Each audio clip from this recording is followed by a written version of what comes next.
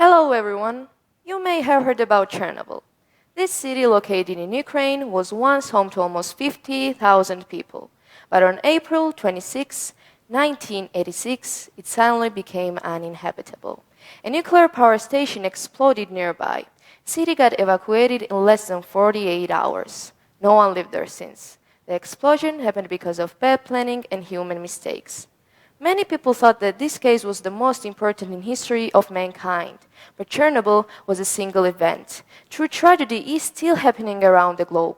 I'm talking about loss of our planet's wild places and biodiversity. The living world is such a unique and beautiful miracle. There are billions of individuals and millions of plants and animals dazzling in their variety and richness. Working together to benefit the energy from the sun and minerals of the earth leads to lives that interlock in such a way that they sustain each other. We rely entirely on this finely tuned life support machine, and it relies on its biodiversity. The way we live on Earth now is declining its biodiversity. This too is happening because of bad planning and human errors, and this too will lead to what we see in Chernobyl, a place in which we can't live. The natural world is fading. The evidence is all around. I'll tell you today the story of how we make our greatest mistake and how, if we act now, we can still make it right. In 1950s, the wild was far from unlimited. It's finite, it needs protection, and a few years later that idea became obvious to everyone. It became noticeable that some of the animals were harder to find. Once a species became our target, it was nowhere on Earth it could hide. The whales were being slaughtered by floats of industrial whaling ships back then. We have pursued animals to extinction many times in our history, but now when it was visible, it was no longer acceptable. Killing whales turned from a harvest into a crime. A conscience suddenly appeared. Nobody wanted animals to become extinct. People started to care for the natural world. By 1980s, we were the largest number of species. We broke loose. Our diseases were under control. We started living a different life.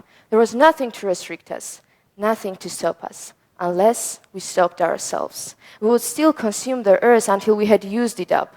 Saving group species or individual species wouldn't be enough. The whole habitat would soon start to disappear. In 1950s, there was one island called Borneo, which was 3/4 covered with rainforests. By the end of the century, the Borneo's rainforest had been reduced by half. Rainforests are particularly precious habitats. More than half of the species live here. Many of the millions of species in the forests exist in small numbers. Everyone has a critical role to play. For example, orangutan mothers have to teach their children for 10 years which fruits are worth eating. Without this training, they wouldn't complete their role in dispersing seeds. The future generations of many tree species would be at risk. And diversity is the key to the rainforests. We turn this diversity into a monoculture of old palm. Half of the world's rainforests have already been cleared. We can't cut down rainforests forever.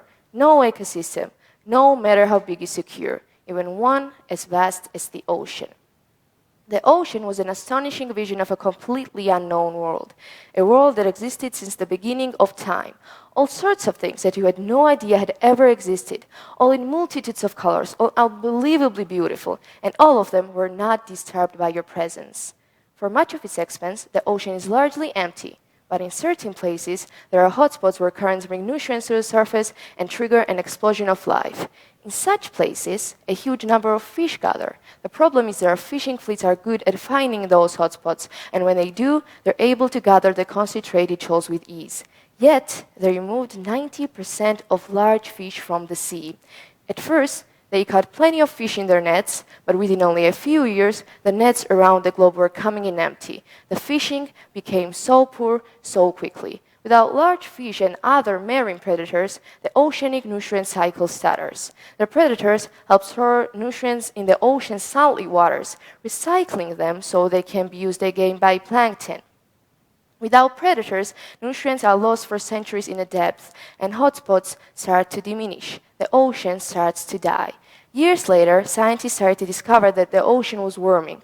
For some time, scientists had warned that planet would get warmer as we burned fossil fuels and released carbon dioxide and other greenhouse gases into the atmosphere. The global air temperatures had been relatively stable until 1990s, but it has now appeared that this was only because the ocean was absorbing much of the heat, masking our impact. The Earth started to lose its balance. At this time, we will experience the warming of Arctic summers. We have arrived at the location that's expecting to find expanses of sea ice and found none. We've managed to travel by boat to the islands that are impossible to get to historically because they were permanently locked in the ice. The ocean has long since become unable to absorb all the excess heat caused by our activities. We are at a code red for humanity to confront the climate change. The global temperatures are already up by 1.1 degrees Celsius, and by the end of the century, it will be around 2.7 degrees Celsius. Our imprint is now truly global. Everyone can help limit climate change. We can make a difference. We have overfished 30% of fish stocks from the sea. Did you know that we cut down 15 billion trees each year? Did you know that we have reduced the size of freshwater populations by over 80%? This is now our planet, run by humankind for humankind. There is a little left for the living world. We have destroyed it, not just ruined it, but this doesn't end here. If we continue on our current course, by 2030, the trees will be cut down until there's none left. The Arctic will become ice-free in the summer. If we don't take action, the Earth will be destroyed forever. So, what should we do? To restore stability on our planet, we must restore its biodiversity. This is the only way out of this crisis that we created. We must rewild the world. If we raised our standards of living without having an impact on the world, it would be perfect. The energy from the sunlight is 20 times energy that we need. Imagine if we phased out fossil fuels and ran our world on eternal energies of nature too, like wind, sunlight, water, and geothermal. A renewable energy will be full of benefits. The energy will be more affordable. Renewable energy would never run out. What should we do about the ocean? The ocean is helping us to reduce the carbon in the atmosphere, and of course, the ocean is important to all of us as a source of food. Fishing is the world's greatest harvest, and if we do it right, it can continue because there's a win-win at play. When fish stocks begin to reduce, people should restrict fishing areas and ban many of the fishing practices entirely. Protecting fish populations will soon become so healthy that they will spill over into the areas open to fishing. What about cutting trees and destroying forests? We should restore damaged ecosystem by planting trees on the land where trees have been cut down. In the end, it's not about saving our planet, it's about saving ourselves. So let's take care of our planet together. Thank you.